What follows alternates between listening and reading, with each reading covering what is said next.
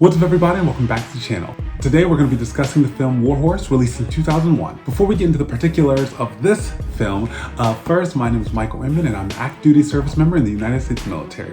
On this channel we discuss Air Force stuff, but also we do military movie reviews. War Horse is a pretty unique movie only because, okay, I probably should have done a little bit more research, but I think it started off as a book, not a promise, just a thought, but it definitely was a stage production prior to then it being adapted to a film. It was adapted and directed by Steven Spielberg, pretty famous guy, but the picture in the thumbnail is actually a clip from the stage production where they had unique materials developed to make a horse that the actors that made it look like they're moving the horse, but you don't see them, right? Because you see them on stage, think Lion King, Broadway musical. You see them moving the animal, but you're only supposed to pay attention to the animal because it's the character, but you can't have an animal do a 2-hour plus show. So that's the context. Was this movie worth my time? Would I recommend you watch War Horse? No.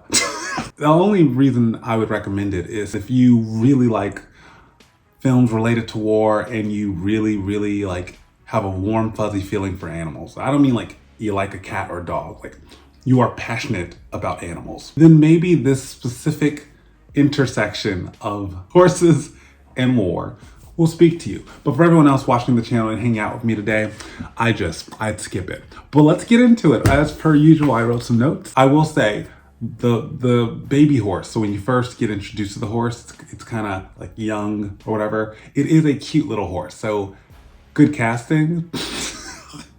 They did some good horse casting.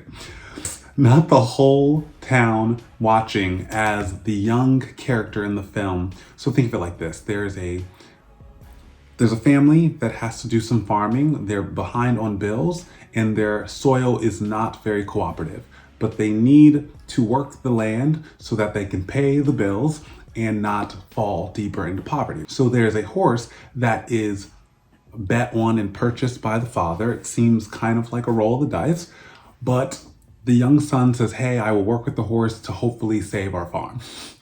And so there's two main characters. One is the horse. Do I know the name of the horse? No. And the second main character is that boy who advocated to keep the horse and have the dad not say, you know what, let's just sell the horse. This didn't work out. The horse is too weak. Let's sell the horse and try to make a buck from that. And then maybe we're losing the farm anyway. So you got the kid and the horse. Everyone else supporting characters. So this movie is based on following the horse through its journey of World War I think it was. And eventually the boy and the horse reconnecting after the horse went on a very long journey through different units, under different commands, through different scary, adventurous, but also dangerous moments. And then the boy either joined the war or was drafted. And you see where this is going. Near the end of the war, they miraculously find each other. So there was a moment in which the boy is really trying to train this horse how to, till the land, use a tool that's attached to it and like help, create the lines in the soil so you could irrigate it, or maybe just add some water, put some seeds in the lines, grow crops in an organized fashion. You're following. It wasn't going well, and the whole town just showed up to this farm fence, just watching the sadness of it all. Next, I think it was the mother talking to the husband of this farmer family. Her name was Rose, I believe, and this quote was just memorable. She said, well, I might hate you more, but I'll never love you less. That just means, in that tension of being married to someone or in a long-term relationship, you're like, I'm never actually gonna love you less because I love you indefinitely, like to an amount that I can't measure. But my hate for you might also rise when you do stupid things that frustrate me. So the hate might rise, but the love will never go down. Don't worry.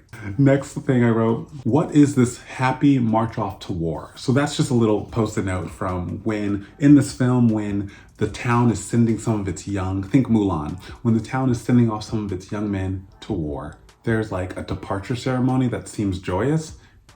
And that seems weird to me, but given the context of, hey, the assumptions are we're going to send our boys to war, we're gonna beat whoever the enemy is easily. No one knew this was gonna be a world war because I think this was based in World War I. They had never seen something like that, at least definitely not recently, right? So it really was, hey, we're gonna go stomp out this fire and then they'll come back victorious. Next, element of surprise. So there was a morning attack somewhere in the film. I think we're with the horses. Again, the film primarily follows the horse journey, and that's unique to the film. Usually you would follow the human protagonist. You see the human, like the scenes are kind of spliced here and there, like with updates, but you're following this horse. So at some point there is a morning attack on the unit that the horse is a part of.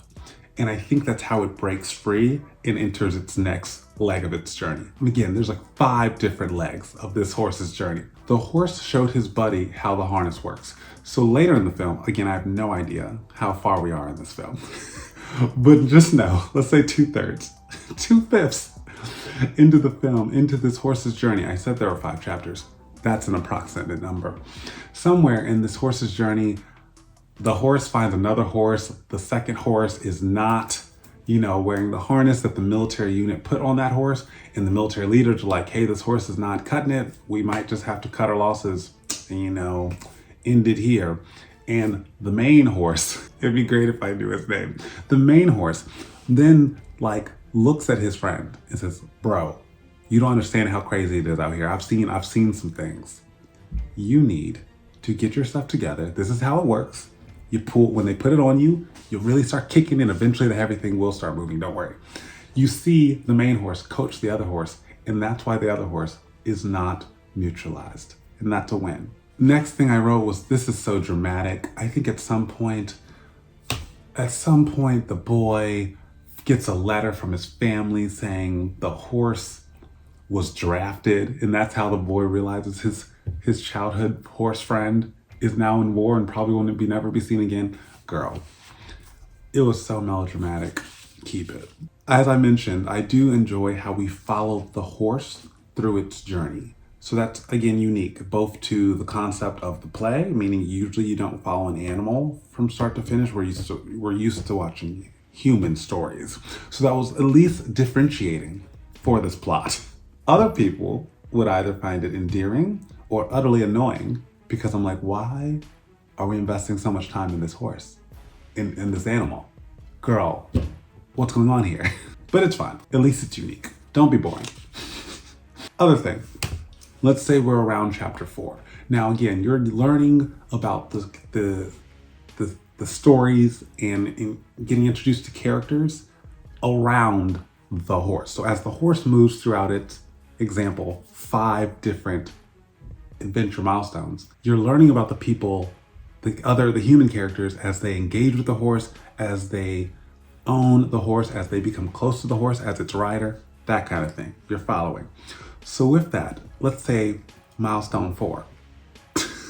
There's a point in which the horse is on the battlefield of World War I, and I guess at some point the characters that have recently been introduced, the different soldiers, the British soldiers, I believe, they are seeing the enemy have masks on, like gas masks, and the British soldiers just don't.